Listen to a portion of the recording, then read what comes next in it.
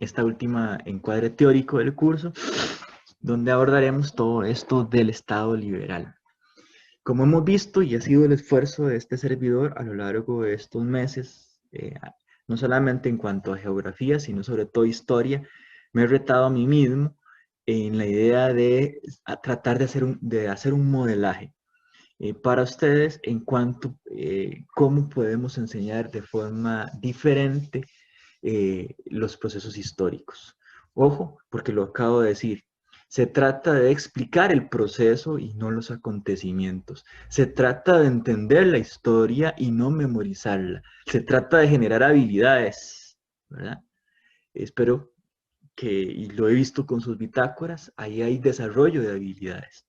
Entonces, este último encuadre teórico, pues quiero hacerlo y quiero, pues, no sé si ya hicieron la lectura, si la van a hacer en el transcurso de la semana o el día, pero quiero darles el espacio que sea participativo, es decir, eh, yo voy desarrollando ideas, pero si alguno tiene pues alguna pregunta, pues que ¿verdad? Interrumpa casi que de forma violenta porque voy a estar compartiendo pantalla y que pues lo haga. Y si no, pues al final de la explicación, pues haremos una especie de conversatorio. Y quiero ser muy concreto, muy claro. No hice del todo una presentación porque hay recursos muy valiosos. Voy a utilizar dos recursos de dos colegas que se los voy a subir. Uno ya está por ahí, otro se lo subiré ahora apenas terminemos esta parte. Y vamos a ir pues generando una serie de ideas relacionadas con qué es el liberalismo, cómo se desarrolló en Costa Rica a nivel económico, bueno, a nivel político, a nivel económico, a nivel social.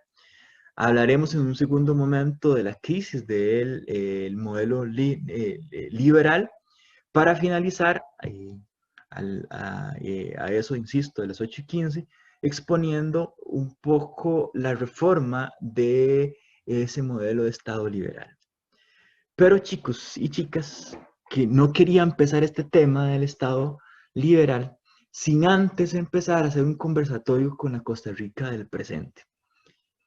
Es decir, hoy el modelo político, social que tenemos, que se está gestando, o que teníamos ya antes de la pandemia y que se ha eh, profundizado posterior a la pandemia, pues es muy parecido a la Costa Rica. Voy a dar una fecha nada más como para aproximarnos, ¿verdad? A esa analogía o esa comparación que quiero hacer. La Costa Rica de hoy, del 11 de noviembre del 2020, es muy parecida a la Costa Rica eh, a nivel social y político de la Costa Rica de 1930. Vamos a poner esa fecha, 1930. ¿Qué tenemos en la Costa Rica de hoy?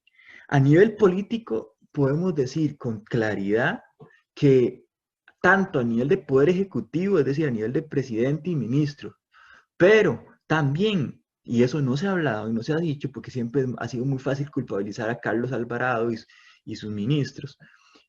Sin embargo, no se ha hablado, o poco se ha dicho, o muy poco análisis se ha hecho de la Asamblea Legislativa.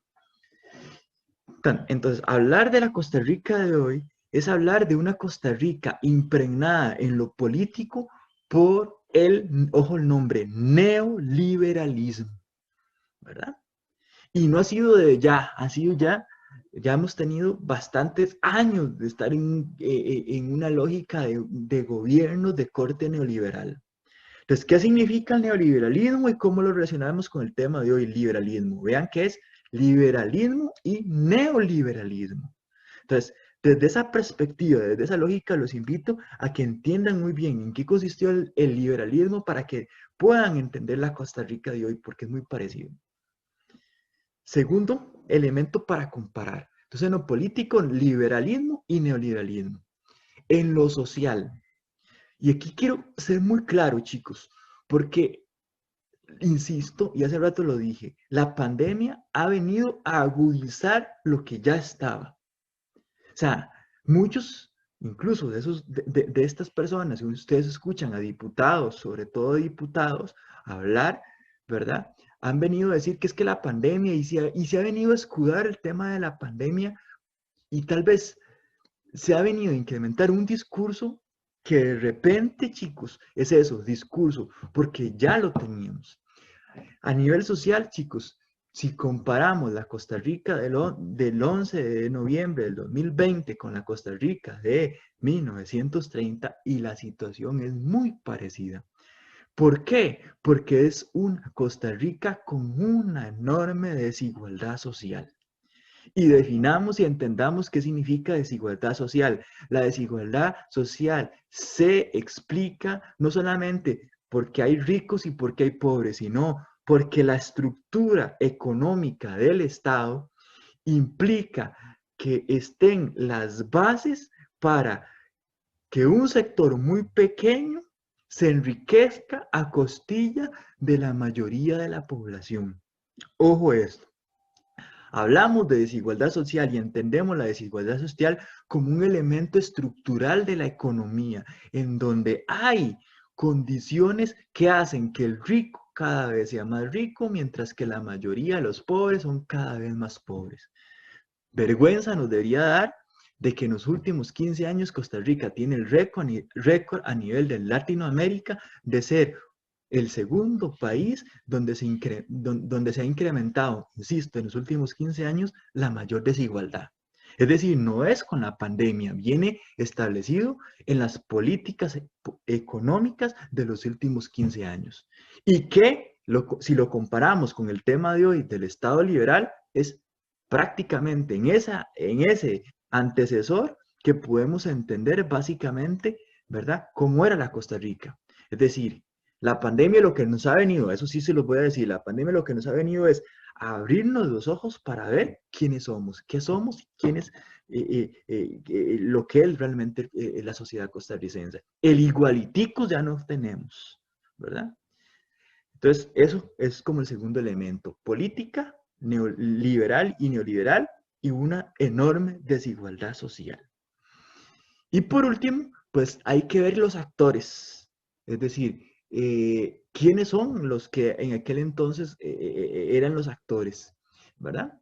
Y quiénes al final de los años del periodo liberal, quiénes empezaron a ejercer una enorme presión y quiénes son los actores hoy. Es decir, ese nivel de actores, pues lo vamos a tener ahí, pues muy presente. Entonces, sin más, los invito a ir al pasado, a ir a la Costa Rica entre 1870 y 1940 para poder entender lo que hoy somos. Un detalle nada más final. Hoy, si ustedes revisan la constitución política, nosotros seguimos siendo, ojo esto, porque eso fue el tipo de modelo de Estado que se gestó con las reformas de los años 40.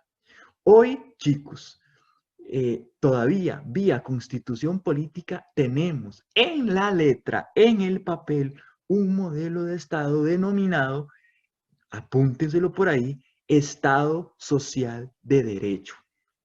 En la Constitución, el capítulo de la Constitución llamado Garantías Sociales, que fue el logro más extraordinario en la reforma de los años 40, quedó instaurado un modelo de Estado denominado social de derecho.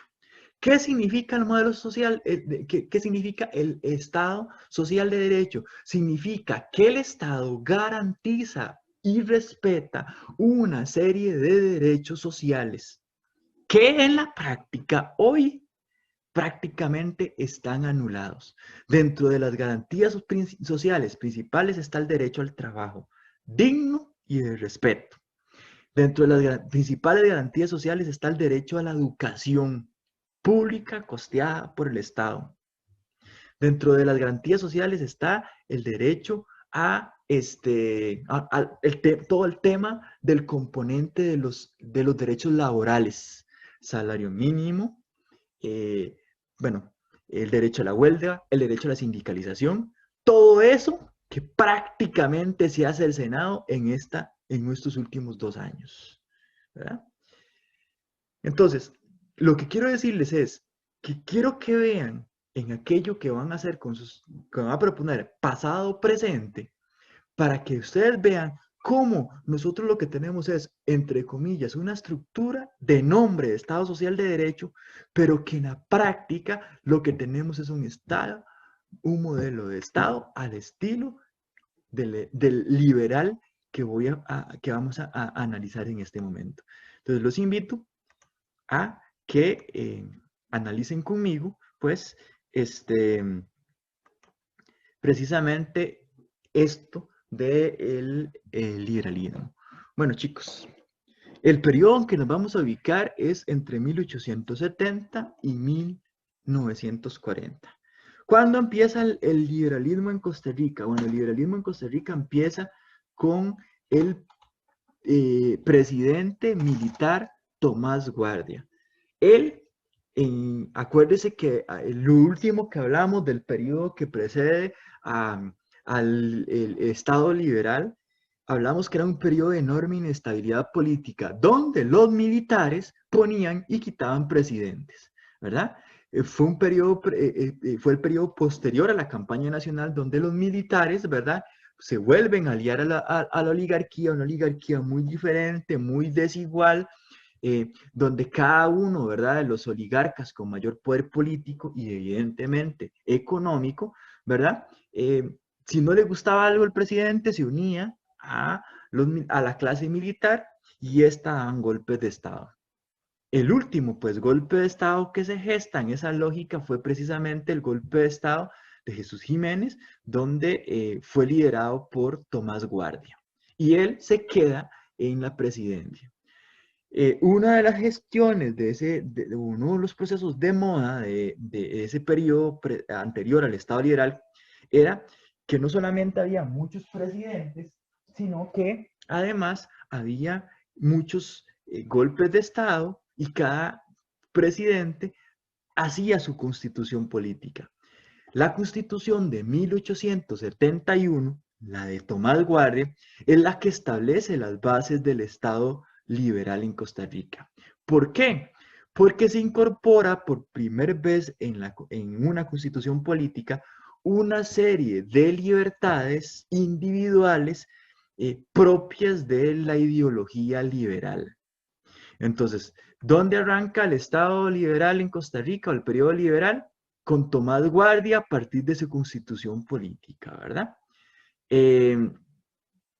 Sin embargo, para poder realmente entender qué es esto del liberalismo, tenemos que acudir a entender la ideología liberal, ¿de acuerdo? La ideología liberal, el liberalismo a nivel, digamos, a nivel filosófico y demás. ¿En qué consiste el liberalismo? Entonces déjenme dejar un poco de lado esto y hacer, ustedes saben que hay cosas que se tienen que escribir y yo pues ha costado mucho un poco el tema de esto de la pandemia, hacerse una pizarrita, pero voy a volver a, a, a utilizar como una especie de pizarrita. Espérenme a ver si se me hizo aquí entre tanta cosa. Voy a hacer acá, a utilizar una hoja en blanca de Word para ir compartiendo con ustedes algunas ideas de esto. Entonces, liberalismo en Costa Rica. ¿Va? 1870. Y vamos a poner 1940, que puede ser un poquito ya, puede ser 1940 y no todo lo demás. Entonces, para poder hablar de eso, vamos a hablar del liberalismo. El liberalismo, chicos, es una corriente, es una idea, uno puede, los orígenes los puede rescatar en Europa, principalmente en Inglaterra, con el famoso Adam Smith, ¿verdad? Adam Smith, chicos, era un ilustrado. Y básicamente podríamos resumir las ideas del liberalismo con tres características o tres, valga la redundancia, tres ideas. La primera de ellas era la famosa frase aquella, lo voy a poner así, dejar hacer, dejar pasar. Esa frase creo que ustedes la vienen escuchando desde el colegio. Podría preguntarles, chicos, ¿qué significa dejar hacer, dejar pasar? Sin embargo, para optimizar el tiempo y darles al final espacio para las dudas, lo voy a retomar yo. Vean que es una frase dividida en dos, en, pues en dos ideas. Dejar hacer y dejar pasar. Dejar hacer, chicos, significa, ¿verdad? Dejar hacer significa, bueno, vamos a pasar. Dejar pasar es libertad de comercio. Y dejar pasar significa libertad de producción. Entonces, dejar libertad de producción. Entonces, es una lógica o una serie de ideas ligado a lo económico. Ojo esto que es importante. Entonces, el liberalismo, chicos, el liberalismo se basa en primera instancia en una ideología filosófica que sustentó las bases o que presidió las bases para un modelo económico que podemos decir hoy, sin darle muchos aires, sin darle muchas vueltas a la explicación, a que el modelo económico que fortalece el liberalismo va a ser el modelo capitalista, ¿verdad? Entonces, insisto, una de las componentes y los principios fundamentales del liberalismo es la idea del dejar hacer, dejar pasar, es decir, la libertad para producir y la libertad para el comercio. Libertad significa y esto se relaciona con la segunda característica, el modelo liberal, como segunda característica, sí, en términos simples, para entender qué fue, es, chicos, el tema de la no intervención del Estado en la economía.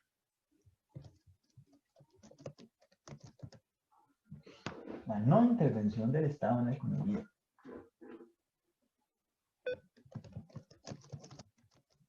¿Qué significa eso de la no intervención del Estado en la economía?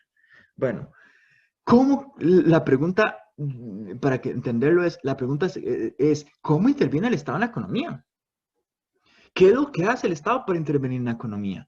Bueno, la no intervención el Estado interviene en la economía a través del cobro de impuestos. ¿De acuerdo? La no intervención del Estado en la economía significa que el Estado, todo Estado, debe dejar de cobrar impuestos. Entonces, ojo para que vayan atando cabos. Si yo relaciono esta segunda característica de la no intervención del Estado en la economía con dejar hacer y dejar pasar, con la libertad para el comercio y la libertad para la producción, estas dos ideas se traducen en que ningún Estado debería cobrar impuestos a la hora del comercio y ningún Estado debería cobrar impuestos a la hora de la producción. Entonces, si van atando cabos, ¿verdad? El modelo capitalista de los años 1870, 1940, lo que hizo fue hacer una promoción, sí, eh, promover, ¿verdad? Incluso la venida de capital extranjero, que es una de las características que vemos casi que enseguida, y ese capital extranjero no va a pagar impuestos, no va a pagar impuestos en su producción, no va a pagar impuestos en el comercio. Entonces acá la pregunta es, si el gran capital no paga impuestos, ¿quiénes son los que pagan impuestos? ¿Quiénes son los que van a sostener la economía del país? ¿Hacia dónde se va a gestar todo este proceso? Y la última característica, ¿verdad? Entonces, si el Estado no cobra impuestos, bueno, no interviene en la economía, ¿cuál va a ser el papel del Estado a nivel político, ¿verdad? A nivel de organización. Bueno, el Estado liberal se conoce como el Estado gendarme o policía, porque lo que se va a dedicar el Estado es a regular las relaciones entre los individuos, ¿verdad? Como si fuera un policía, lo que hace un policía es vigilar, eso es lo que llamamos el Estado gendarme. Entonces, lo que hace es vigilar el cumplimiento de lo que se conoce como las libertades individuales. Entonces, acá prevalece mucho lo que es la libertad de tránsito, ¿verdad?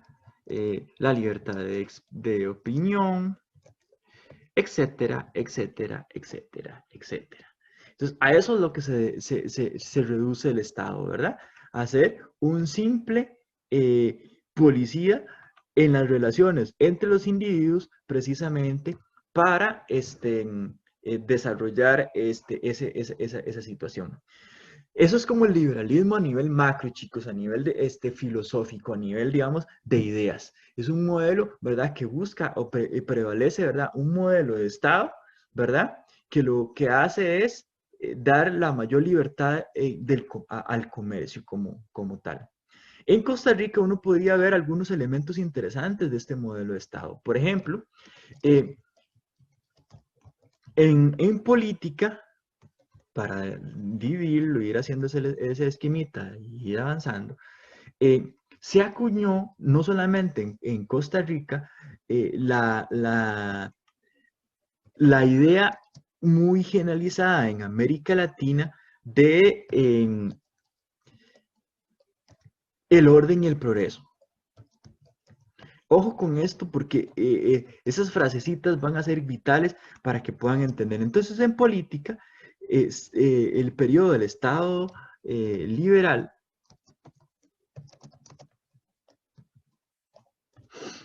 va a resumirse o a gestar su gestión en la idea del orden y el progreso.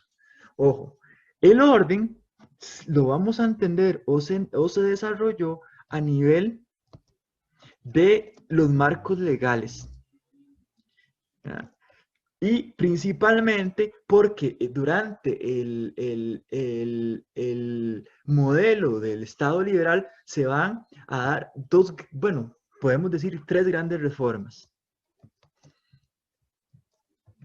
¿Ok?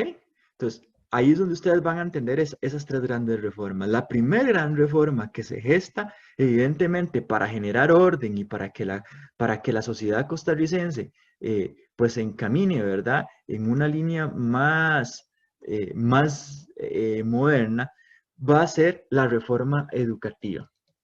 Es una reforma, chicos, que tiene demasiados elementos con la educación primaria, porque lo que se hace en esa reforma educativa es fortalecer precisamente la reforma, la educación primaria, ¿verdad? ¿En qué consistió esa reforma educativa? Bueno, básicamente, chicos, era quitarle el poder a la iglesia en la educación.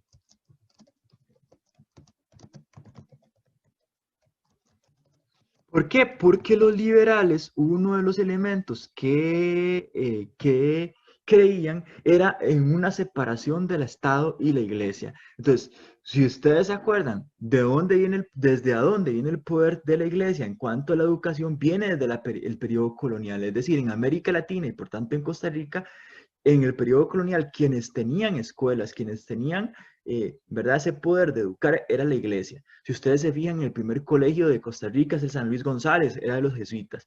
Si se fijan, ¿verdad? ¿Quiénes fueron las primeras escuelas? Bueno, eran de carácter clerical, eclesial. Entonces, ¿qué hace? ¿Qué hace la reforma educativa de don Mauro Fernández? Bueno, quitarle el poder a la iglesia. Entonces, se gestan, hay nuevos programas educativos. ¿Por qué? Porque al final, ¿verdad? Con esos nuevos programas educativos se va a fomentar lo que es la ciudadanía y evidentemente todo el tema de la nacionalidad, que ustedes lo leyeron en la lectura pasada con David Díaz. Es decir, la educación y por tanto los maestros y maestras van a ser vitales para crear la identidad costarricense, ¿verdad? Incluso aquí es donde se utiliza la campaña nacional, ¿verdad? Juan Santa María como construcción del héroe nacional, que no teníamos héroe nacional, ¿verdad? Y empieza a promoverse, que también lo leímos con David Díaz, todo lo que son el tema de la independencia, se empieza a celebrar la independencia, se empieza a celebrar la campaña nacional como una forma precisamente para desarrollarlo. Entonces esa es la primera gran reforma, ¿verdad? La reforma educativa. Después viene, chicos, lo que es la reforma precisamente anticlerical, ¿verdad? Que es, bueno, una serie de medidas, insisto, para seguir, vamos a ponerlo así, acciones para quitarle el poder a la iglesia. Entonces ahí, digamos, es el otro, pues, gran reforma. Y la última, chicos, que pocas veces se menciona, pero que es importante, ¿verdad? Que es toda una serie de reformas en cuanto al sufragio, ¿verdad? Eh, en donde acá lo importante es que se va ampliando la noción de ciudadanía, ¿verdad? Se va ampliando, se va estipulando, ¿verdad? Quiénes son los ciudadanos y por tanto quiénes pueden votar. Aquí surgen los partidos políticos.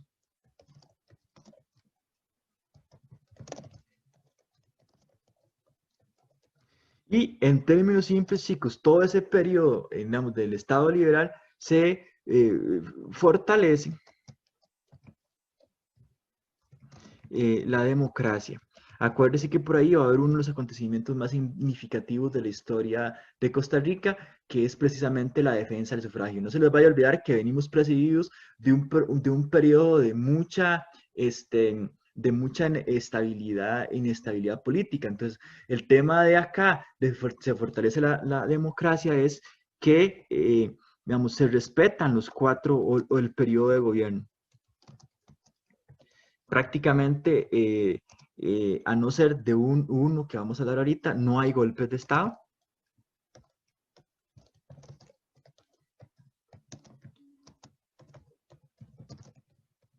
Entonces, se empieza pues a consolidar esa parte. Entonces, a eso nos referimos con el orden. Y el progreso es un progreso material, ¿verdad? Nótese que le estábamos hablando del progreso. Vean que las dos frases son orden y progreso. Entonces, el progreso sí lo vamos a ver, progreso material. Es una etapa, ustedes lo ven por ahí, la liberal, donde da una enorme construcción de obras públicas que se ve reflejado en dos. Digamos, para que un Estado en esa lógica, en esa mentalidad de la época, reflejara ante el resto de las naciones su gran progreso material, una de esas obras era el ferrocarril. Es donde viene el tema de que Costa Rica no podía no tener un ferrocarril, ¿verdad? Cuando Estados Unidos terminó su famoso ferrocarril que comunicaba la costa este, donde estaba Washington, con la costa oeste, donde está California, y pasó y le enseñó al mundo que habían sido capaces de pasar, ¿verdad? Ese enorme ferrocarril, le demostró al mundo su desarrollo material, su gran poderío a nivel de obras públicas, ¿verdad? Pero además, en América del Sur ya habían, ¿verdad?, varios países que estaban demostrando eso. Entonces Costa Rica no podía quedarse atrás. Y otra gran expresión, ¿verdad?, que es la expresión material, pero también cultural, fue el famoso Teatro Nacional, ¿verdad? Pagado con impuestos de los pequeños cafetaleros, pero que esos pequeños cafetaleros nunca han estado en ese Teatro Nacional porque es un teatro para la oligarquía, construido por la oligarquía y para la oligarquía. A nivel económico es como la otra, esto es como tener una moneda. Entonces tenés una cara que es la política con todo esto que hemos dicho y la otra cara, ¿verdad? Es a nivel de la economía. A nivel de economía, chicos, el modelo económico que se gestó y en el cual se aplicó esto que hemos dicho aquí arriba, dejar hacer, dejar pasar, se conoce como el modelo agroexportador. En términos simples, ¿verdad? El modelo agroexportador lo que consiste es en producir y exportar, valga la redundancia, productos o materias primas. Producir, básicamente, café y banano. Deme un segundito, chicos.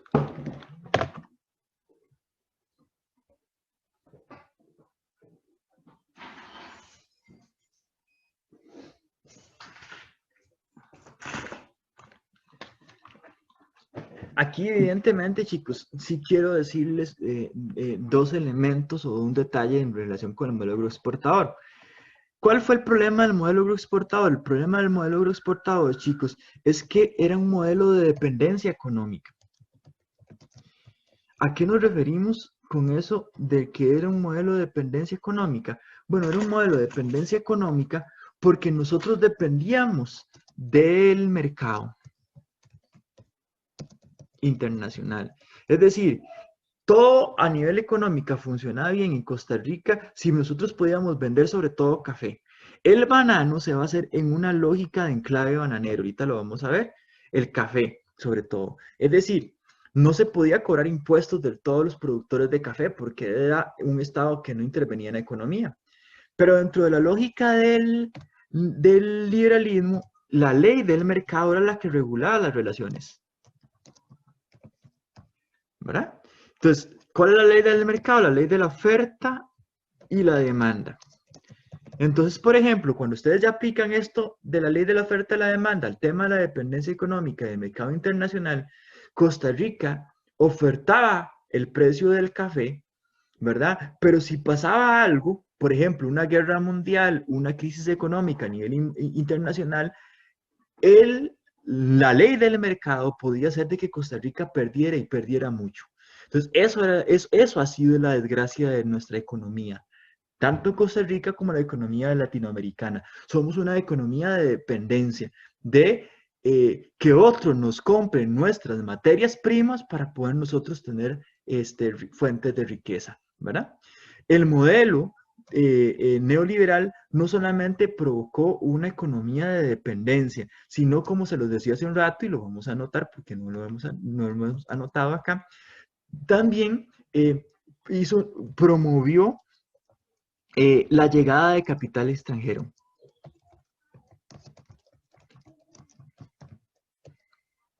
¿verdad? El capital extranjero. Esto del capital extranjero es importantísimo, digamos, que lo tomemos en cuenta. ¿Por qué? Porque en el caso del periodo 1870-1940, hubo una serie o sea, llegaron una serie de personas, tanto estadounidenses como ingleses, a invertir principalmente en café y banano, ¿verdad? El mejor ejemplo de eso fue la compañía, la United Fruit Company.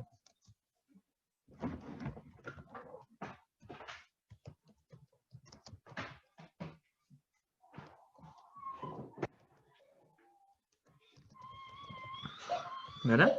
Cuyo dueño era el famosísimo Minor Cooper Kidd, que fue el que terminó el contrato, que terminó la construcción del ferrocarril en vía de la primer concesión pública que se hizo en la historia del país.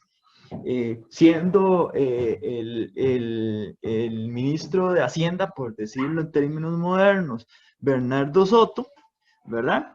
Se negoció un tratado con este señor estadounidense que consistía en que él terminaría de construir el ferrocarril mientras que se le daba una serie de regalías, por decirlo así. O sea, el contrato implicaba que el gobierno de Costa Rica le daba, bueno, que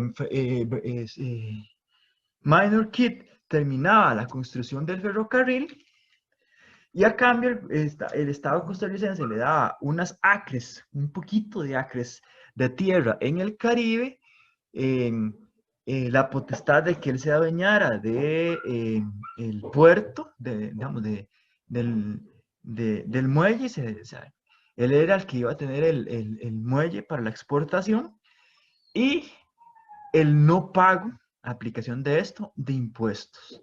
Entonces, con ese contrato, el contrato Soto Kid, se inicia la primera concesión porque el Minor Kid, ahorita me fijo a ver cómo se escribía bien, creo que era así. Minor Kid, chicos, él se apodera del ferrocarril, entonces por eso hablamos de concesión, él era el dueño, el Estado se lo cedió por 100 años, ¿verdad? 100 años.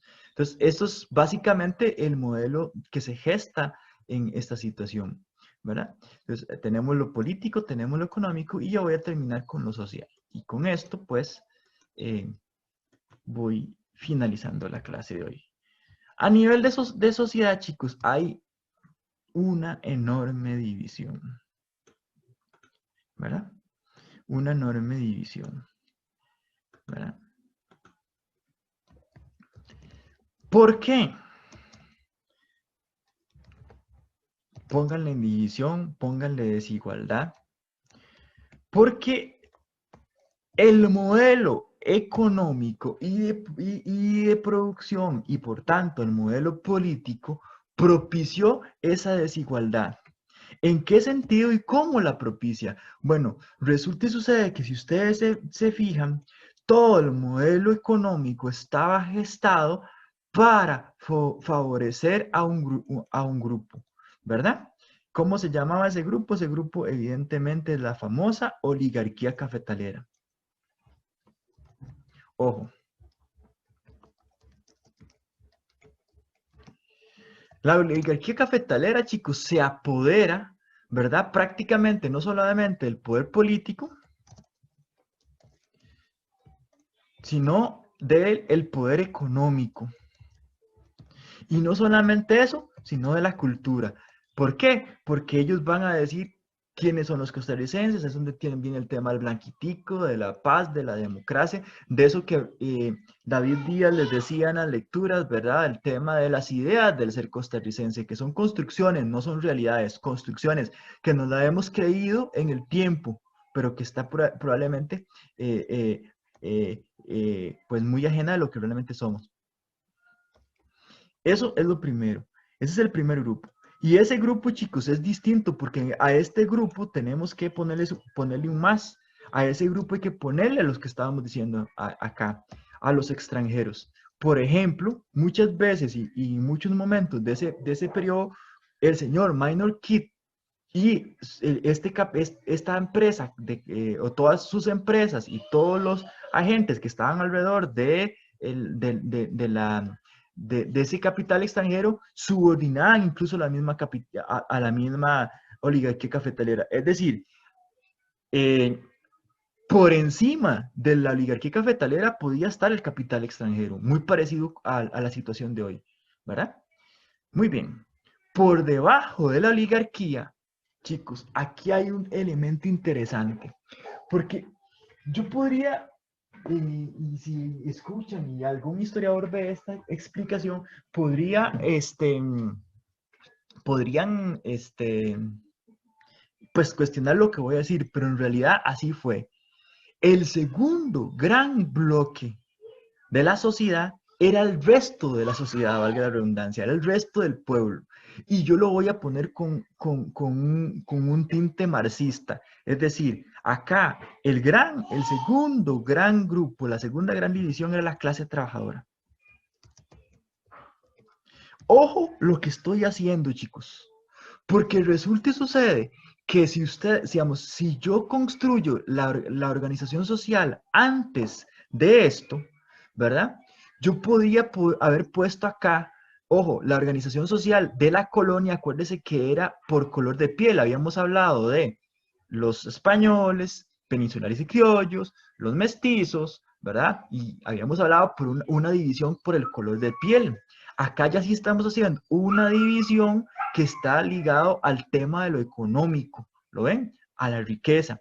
Y estamos hablando que la oligarquía y los extranjeros, que son los que tienen más poder político y económico, son los que están a la cabeza, es una minoría. Y abajo está la clase trabajadora, una clase trabajadora que es muy diversa, ¿verdad? Porque ustedes van a tener aquí trabajadores del café, van a tener trabajadores del banano, van a tener trabajadores, vamos a poner así, obreros, aquí hay zapateros, ¿verdad? Aquí hay panaderos,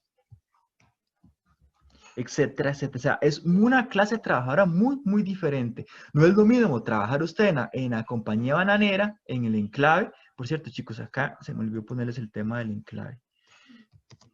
¿Qué significa el enclave? Haciendo el paréntesis que se me olvidó. Un enclave, una economía enclave es que digamos, es como que toda la riqueza del banano que se produce por la producción del banano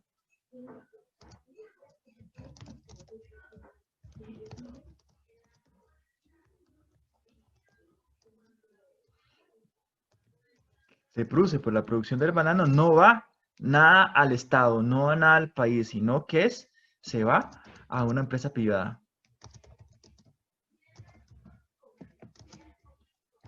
Entonces, si se fijan bien, es lo que incluso pasa mucho en la actualidad. Mucho de la riqueza, pongamos un ejemplo, cuando Intel estaba en todo su apogeo, etcétera, etcétera, etcétera, etcétera, etcétera, de la única riqueza que le generaba Intel al Estado costarricense, y muchos neoliberales me dirían, ¿cómo? Que es lo único, porque eso es lo que están diciendo el sector empresarial en este momento, ¿verdad?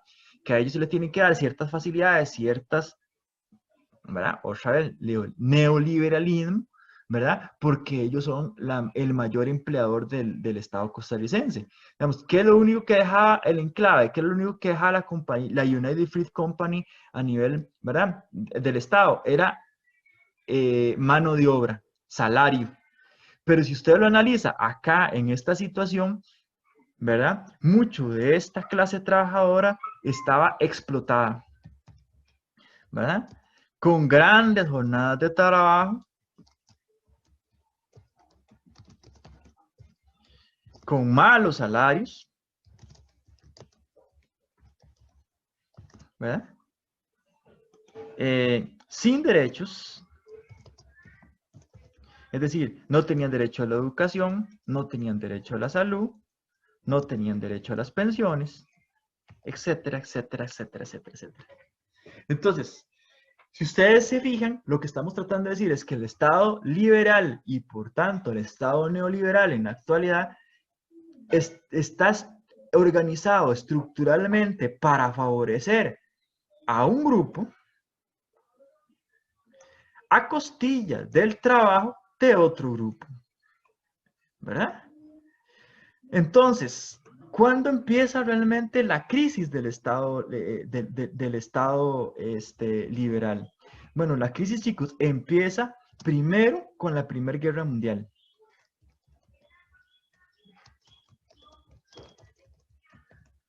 Posteriormente, la crisis de los años 30.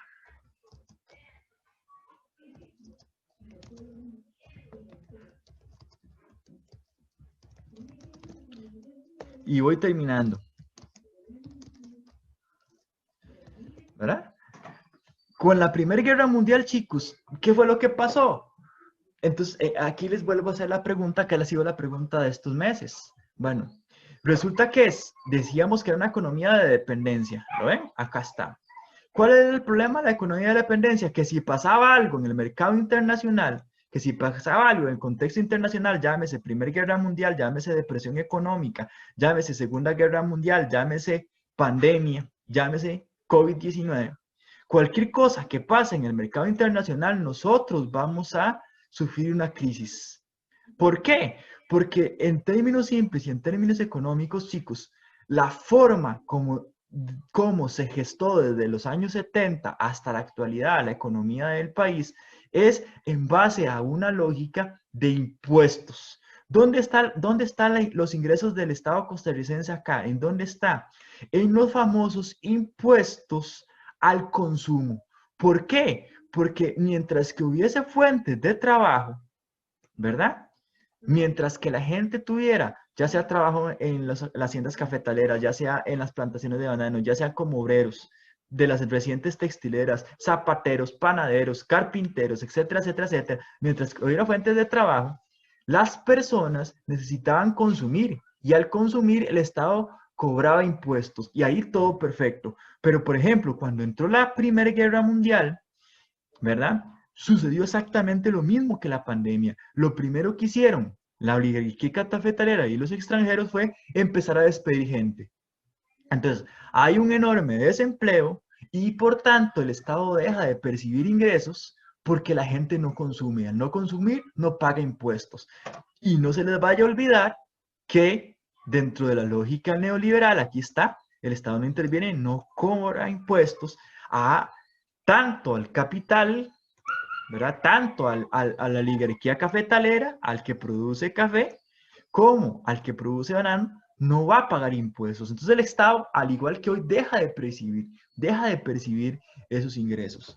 Y entonces, esta clase trabajadora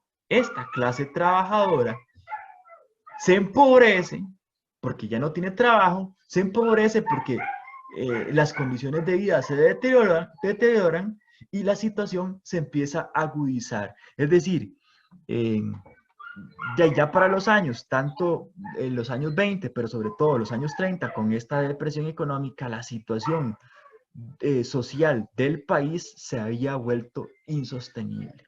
Entonces, acá, los famosos años 30, lo voy a poner acá en el centro y con mayúscula.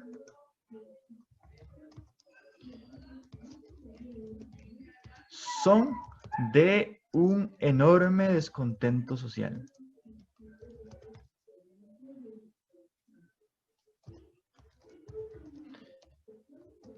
Aquí hay varios actores, chicos, que quiero dejarles claro. Les había hablado que uno de los avances que se había logrado era el tema de los partidos políticos. Por acá lo tenemos, ¿verdad? Resulta, chicos, que habían empezado a aparecer en los años 20 una serie de partidos que que no representaban al neoliberalismo. Por ejemplo, en los años 20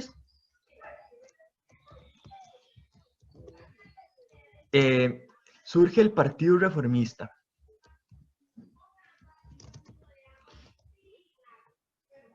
El Partido Reformista, chicos, era un partido que, como su nombre lo indica, que sus bases y sus fundamentos ideológicos era de oposición a las ideas neoliberales. ¿Representaba del todo al pueblo? ¿Representaba a la clase trabajadora? Pues sí y no. Representaba ciertos aspectos, pero no del todo a la clase, a los intereses de la clase trabajadora. ¿Cuál va a ser el partido que surge en 1931 en el contexto de ese descontento social que sí va a ser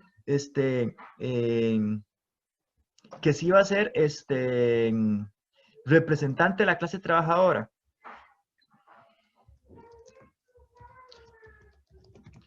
Surge el Partido Comunista. ¿Qué hace el Partido Comunista? Bueno, el Partido Comunista sí va a ser fiel representante de los intereses de la clase trabajadora.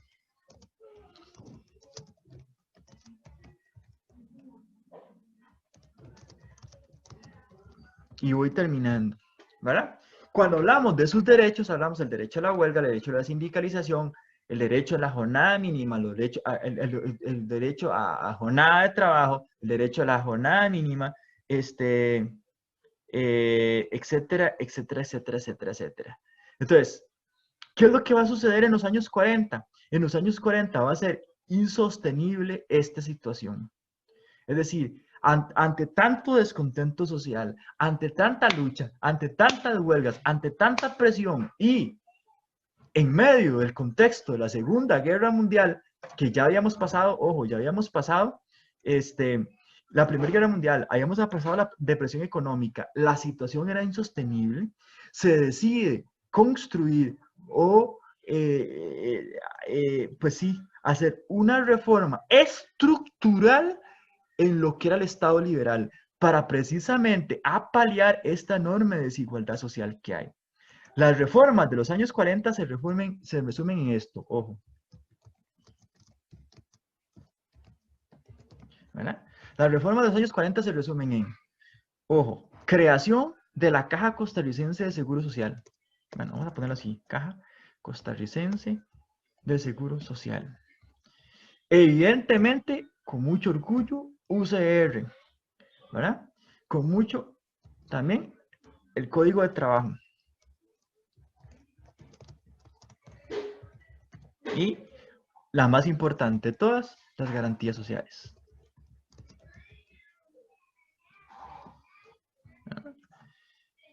Termino, chicos. Voy a mencionar nada más cada una de estas en contraste de todo lo que hemos explicado del Estado liberal. Empecemos por la caja. ¿Qué significaba la caja? La caja siempre se ha ligado mucho al tema de salud y ahora en épocas de pandemia la hemos valorado más que nunca. Pero la caja no solamente es el tema de salud, ¿verdad? Que es gratuita, entre comillas. Más que gratuita, vamos a poner así. Salud pública, que es lo más importante, salud pública. Pero no solamente está el tema de la salud pública, está el tema de la seguridad social, es decir, el tema de las pensiones. ¿De acuerdo? ¿Qué era? ¿Qué es esto? ¿Qué era lo fundamental? Por ejemplo, cuando ustedes leen las bitácoras o las historias del doctor Rafael Ángel Calderón, creador de la Caja Costarricense de Seguro Social y de todas estas reformas, él era médico, entonces él le tocaba, al estilo filantropía, es decir, por cariño y por amor a los pobres, se iba a visitar los barrios del sur en San José y a atender a los pobres. ¿Por qué? Porque esta clase trabajadora, si se enfermaba, se moría. Si se enfermaba, no tenía el derecho, no tenía cómo pagar un médico, cómo pagar una medicina, porque no había salud pública, ni mucho menos pensar en una pensión. ¿Ah? Entonces, eso es lo que hace la Caja Costarricense de Seguro Social, ¿verdad? En un modelo extraordinario, tripartito, porque aportaba al trabajador, aporta al Estado en la figura de la caja y aporta al patrón. Sí, es un impuesto al patrón, es un impuesto al trabajador, es un impuesto, y con esos dos impuestos la caja lo administra y genera salud pública, ¿verdad? Muy bien. UCR, bueno, porque con la reforma de los años, la reforma educativa se fomentó la educación pública, tanto, sobre todo en primaria y poco en secundaria, pero ya hay educación pública a nivel de primaria y a nivel de secundaria, ¿verdad? Pero no se da una universidad pública. ¿Qué es lo que pasaba acá? Que la famosa oligarquía cafetalera sí podía mandar a estudiar a sus hijos afuera, y no se los dije porque quería ponerlos acá. ¿Quiénes gestaron todas estas reformas? La famosa generación del Olimpo. ¿Y quiénes son la famosa generación del Olimpo? Los hijos de la oligarquía que salían a estudiar afuera y que habían conocido las ideas liberales, tanto en Francia como en Inglaterra, y que cuando volvieron de estudiar, ¿verdad? Aplicaron todas estas políticas al interno. Bueno, la oligarquía sí podía mandar a sus hijos a estudiar a la universidad afuera, y por tanto ellos eran los únicos que ostentaban. Con la creación de la Universidad de Costa Rica, y es el mejor ejemplo este servidor, los hijos de la clase trabajadora, los hijos de los peones agrícolas del café, como mi papá, ¿verdad? Pudimos acceder a educación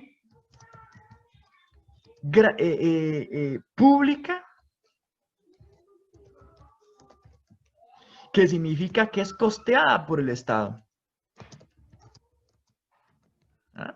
Y esto generó una enorme movilidad social, sobre todo que se empieza a gestar porque la UCR es creada en la década de los 40, ¿verdad? Generar movilidad social 20, 30 años después, cuando llegamos a 1960, 1950, 60, 70, surge una nueva clase social en medio de esta, ¿verdad? Ya no tenemos solamente la oligarquía de la clase trabajadora, sino surge una, entre comillas, clase media en ese momento, ¿verdad? Entonces, la U es importantísima en esta movilidad social, en que los hijos de la clase trabajadora puedan tener acceso a la educación pública de calidad, costeada por el Estado. El Código de Trabajo, bueno, muy sencillo. Lo que se viene a hacer es porque no crean que la lucha solo fue en los años 30, desde los años 10, 20 y 30, esos 30 años, fue de mucha lucha social, ¿verdad? ¿Verdad? Y se empiezan a gestar ciertas leyes que estaban ahí aisladas. Lo que se hace con el Código de Trabajo es que se unifican todas las leyes laborales.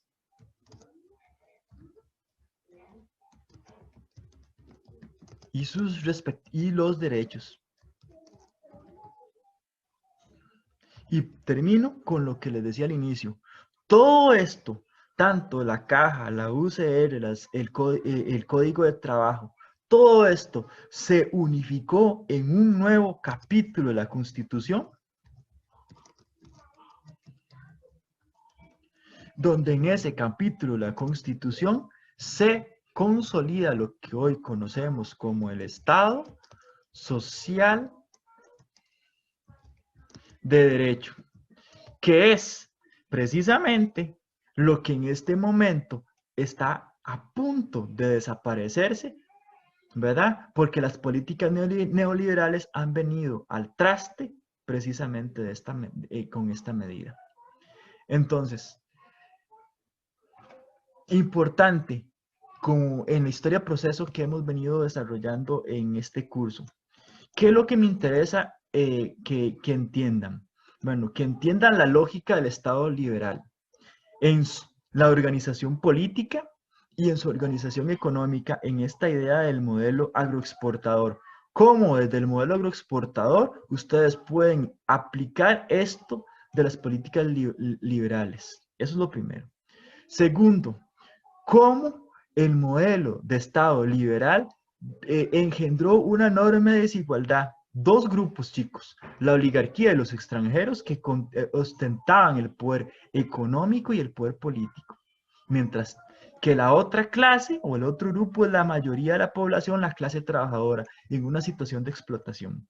¿Cómo es en una lógica de economía de dependencia cuando sucede algo a nivel internacional, como lo que ha pasado históricamente, guerras, depresiones, pandemias, etcétera, etcétera, etcétera? Cada vez que pasa algo en el mercado internacional, nuestra economía entra en crisis. ¿Por qué? Porque es una economía de dependencia, es decir, dependemos del mercado, donde históricamente la clase, la oligarquía, ¿verdad? No ha pagado impuestos, ¿verdad? Por tanto, ¿verdad? Quienes hemos llevado el peso tributario siempre hemos sido nosotros, el pueblo, ¿verdad? La clase trabajadora como tal. Pero que ha habido momentos donde han aparecido actores, donde han aparecido figuras, donde han, a la luz del descontento social, generado pequeñas transformaciones de este capitalismo y esta desigualdad. La reforma de los años 40, chicos, tienen que entenderla como fruto de ese descontento social, como fruto, ¿verdad?, de la lucha del Partido Comunista, que es representante de la clase trabajadora. Por eso es que si ustedes analizan con lupa el programa de gobierno del Partido Comunista y las reformas de los años 40, mucho de lo que plantea el Partido Comunista está gestado en esta reforma de los años 40, ¿verdad? Entonces, y que eso es lo que hoy tenemos, y nada más termino. Chiquillos, vieron que hace 15 días fue un referendo histórico en Chile. Termino mi clase y termino el curso con esto. Esto de Chile tenemos que analizarlo nosotros los costarricenses con mucho cuidado y hacer un análisis, insisto, con lupa. Chile, chicos, fue el primer país de América Latina en empezar a gestar políticas neoliberales puras, con el gobierno o con la dictadura, no gobierno, con la dictadura de Pinochet. En esa gestión de la dictadura de Pinochet, los chilenos sufrieron básicamente un proceso de completa privatización de todo. Se privatizó la educación, incluso la educación secundaria. Investiguen sobre las huelgas de los pingüinos. Los pingüinos, el uniforme de secundaria de los estudiantes de secundaria en Chile es blanco y negro, parecen pingüinos. Entonces, en la década de los 90 y a inicios de los 2000 hubo enormes movimientos de huelgas masivos del movimiento estudiantil, se les llamó así, las huelgas de los pingüinos, luchando por educación pública. ¿Ah? Bueno, se les privatizó la educación, se les privatizó la salud, se les privatizó hasta el agua, se les privatizó las pensiones. Eso fue el modelo neoliberal puro en Chile. ¿Ah? Fue irónico, chiquillos, y lo voy a decir aquí público porque estoy siendo grabado. Fue irónico que meses antes de que explotara la última efervescencia social en Chile, pocas semanas, fue, si no me equivoco, una semana antes, el presidente Carlos Alvarado dijo que el modelo de país y el modelo económico a seguir en Costa Rica era el chileno. No pasó un mes y los chilenos salieron en efervescencia, como la efervescencia social que hubo en Costa Rica de los años 10 a los años 30, a luchar, ojo, a luchar en contra de ese modelo. ¿Qué fue lo que pasó en Chile? Lo que pasó en Chile fue que al chileno se le dio trabajo explotado, entre comillas, más o menos bien pagado, porque empezaron a llegar empresas extranjeras y se dio trabajo al chileno. Pero resulta que la economía y el modo de vida del chileno implicaba que tenía que pagar, hipotecarse para pagar una casa, los que podían. Si no, pagar alquiler, que son caros. Segundo, tenía que pagarle la educación a sus hijos, incluyendo la universitaria, porque no existe educación pública en Chile. Si te enfermas, tenés que pagar los costos del mercado en la ley, aquella que les decía de oferta y demanda, para ver cuál médico te atiende. Entonces, el salario del chileno se reduce en nada, se vuelve en nada. Y después de 30 años de un modelo neoliberal puro, como les estoy diciendo, el chileno se empobrece y bota al tapón hasta el punto que el famoso referéndum, el plebiscito que se hizo, la consulta que se hizo, era dos consultas, dos aspectos. Se les consultó si querían cambiar el modelo económico y cómo lo van a cambiar, quiénes lo van a cambiar, quiénes son los que van a hacer la nueva constitución política. Ojo, se les estaba preguntando si querían cambiar la constitución política, porque Pinochet hizo todos esos cambios en la constitución política. Cierro para el caso costarricense y cierro mi curso. Insisto, la historia usada para entender el presente. Si ustedes analizan y si me pusieran atención lo que les he querido decir en este rato de clases, que ya llevo tamaño rato, es que entiendan que el modelo liberal es muy que la sociedad de hoy es muy parecida a la sociedad del pasado, en la lógica del liberalismo, hoy llamado neoliberalismo. Y que lo que se ha venido a engendrar, no solamente en Costa Rica en los últimos 15 años, sino en América Latina, como el caso chileno, es una enorme desigualdad social, perpetuar la injusticia y la desigualdad social, que el rico cada vez sea más rico y que el pobre sea cada vez más pobre. ¿Qué votaron los chilenos? Los chilenos votaron eliminar el Estado neoliberal. ¿Qué están haciendo el gobierno, entendiendo poder ejecutivo y poder legislativo en Costa Rica? Desmantelar lo poquito que nos queda del Estado social de derecho. Se desmantelará las instituciones que han hecho en los últimos, desde los 40 hasta el día de hoy, que pudieron haber marcado la diferencia. ¿Verdad? Actores que no quieren aportar, actores que no quieren pagar impuestos, actores que quieren seguir. Soluciones hay, las hay, pero son soluciones que no van desde el tinte neoliberal. Nada más se las dejo ahí, chiquillos, porque lo que estamos viviendo en el país es histórico y es medular, y los actores somos ustedes y yo. ¿Vale? Acá les dejo nada más lo que les he dicho mucho en teoría, se los dejo acá. No podemos seguir enseñando una historia donde los sujetos que hacen historia son otros. No podemos seguir enseñando una historia donde nuestros niños, niñas y donde ustedes, que son hoy mis estudiantes, se sientan ajenos a esta historia. ¿Ah? Chiquillos, se nos está desmantelando la Universidad de Costa Rica. Se nos está desmantelando. Y yo como docente y ustedes como estudiantes ni siquiera nos estamos dando cuenta. Y cuando nos demos cuenta, en un vaivén, y ojo, la universidad que hizo, insisto, que un peón agrícola se convirtiera incluso en docente de la universidad, ese modelo de Estado social de derecho que debíamos defender a capa y espada, se nos está perdiendo. Y nosotros como actores sociales de historia, que hacemos historia, ni siquiera nos estamos dando cuenta. Les agradezco por todo el trabajo de este año. Nos queda ponernos la flor en el ojal con esta última bitácora y con el portafolio. Espero que les haya sido de mucho provecho. Espero que ahí me contarán. Espero que me lo escriban en la bitácora o no sé, en las conclusiones del portafolio. Espero que hayan eh, empezado a experimentar un proceso de historia diferente, que eso ha sido mi esfuerzo, que hayan disfrutado un poquito. Sé que tal vez el tema de que haya sido virtual, pandemia, no sé, eh, pero yo espero que el currículo oculto lo que quería era que ustedes se encontraran con la historia de forma diferente. Ojalá que hayan sido mis intenciones se hayan logrado. Espero que hayan aprendido y que hayan aprendido bien.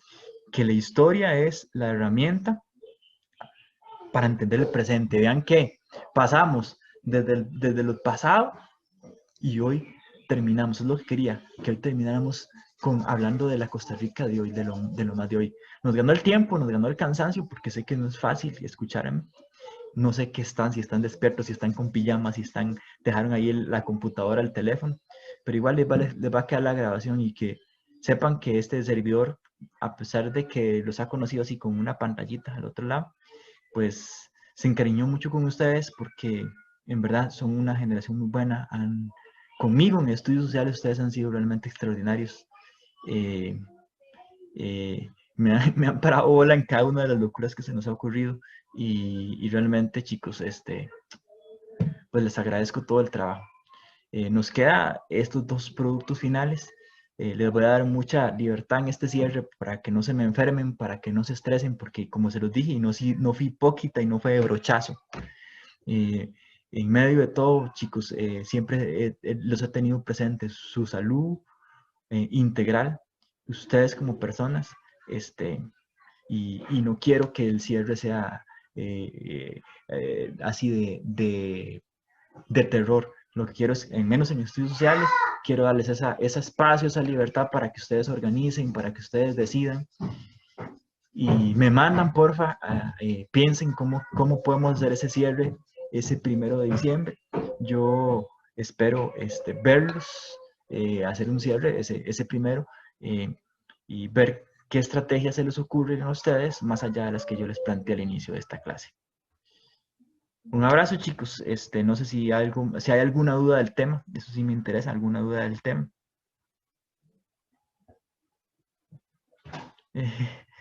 Ahí les dejo, pone María del tema de la pasión. Vean, les dejo. Yo no sé si yo seré el profesor de tendencias, que es el Estudios Sociales 3. Normalmente lo da otro colega. Eh, si no les doy ese curso, chicos, les dejo esa pasión, se las dejo ahí para cuando estén en licenciatura. Tengo varias propuestas de temas, de tesis que podríamos trabajar desde los estudios sociales. Entonces, no se me pierdan, no me estoy despidiendo, nos despedimos hasta el 1 de diciembre, si Dios lo permite.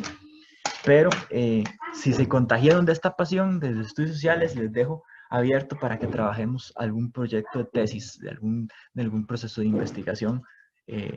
Si los doy en tendencias, pues terminamos de rematar, y si no, pues ahí ustedes con el colega que les dé, pues lo van a hacer igual que bien o mejor que con este servidor. Un abrazo, chicos, y hagamos el cierre como tiene que ser, haciendo una última bitácora de calidad y un proceso con el portafolio. Si tienen alguna duda, no duden en preguntarme. Ustedes saben que siempre estoy ahí pendiente del correo, del WhatsApp, para poder, o de mediación, ¿verdad? Para poder ayudarles. No sé si hay preguntas, chicos, ¿quedó claro? Vean que dejé los recursos, igual se los voy a mandar a mediación para que los tengan, pero sí, al final me fui por la vieja antigua. ¿De acuerdo, chicos? Éxitos, un abrazo. Gracias, profe. Chao, María. Profe, lo que escribió ahí en el Word también lo manda así. Sí, voy a guardarlo antes de que se me pierda. Sí, el esquemita ese. Ajá. Y muchas gracias por todo, profe. Con gusto, Que Dios lo María. bendiga. Amén, gracias. Bueno, chicos, chao. Los dejo. No les voy a cortar para que vayan ustedes Chao, desconectándose. profe, que tenga bonito día. Chao, chao, Mari. Chao. Bueno, hasta Chao. luego, pues. Chao, chao.